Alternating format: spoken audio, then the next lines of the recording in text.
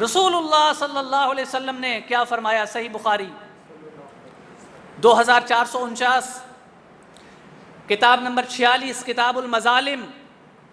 ظلموں کی کتاب، ظلم کرنے والوں اور ظلم سہنے والوں کے متعلق جو باتیں ہیں رسول اللہ صلی اللہ علیہ وسلم کی، اس میں امام بخاری حدیث لے کر آئے ہیں، 2449 حدیث کا نمبر ہے۔ رسول اللہ صلی اللہ علیہ وسلم نے فرمایا، لوگو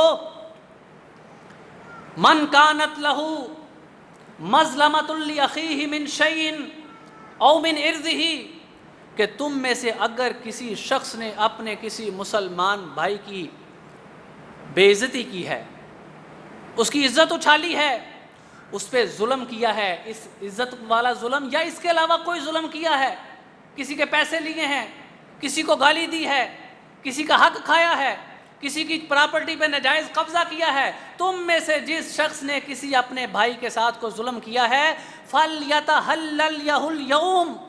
اسے چاہیے کہ آج کے دن ہی اس کے معاملے کو چکتا کر لے، اس دن کے آنے سے پہلے، اللہ یکونا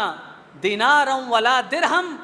کہ جس دن نہ درہم چلیں گے نہ دینار چلیں گے، جس دن کوئی پیسے کا لین دین نہیں کیا جائے گا۔ اور اگر کوئی شخص ایسا آ گیا جس نے اپنے کسی بھائی پہ ظلم کیا ہوگا، کسی بھی طرح کا ظلم، جان مال عزت آبرو کا، اس کی جان کے در پہ ہوا ہوگا، اس کے مال کے در پہ ہوا ہوگا، اس کی عزت کے در پہ ہوا ہوگا، اللہ تعالیٰ اسے بلائیں گے اور اس کی نیکیاں اس دوسرے شخص کو دے دی جائیں گی، اس ظالم سے نیکیاں لے لی جائیں گی، اس مظلوم کو نیکیاں دے دی جائیں گی، اور اگر ظالم کے پاس نیکیاں نہ ہوئیں تو مظلوم کے گناہ ظالم کے کھاتے میں ڈال کر حساب پورا کیا جائے گا۔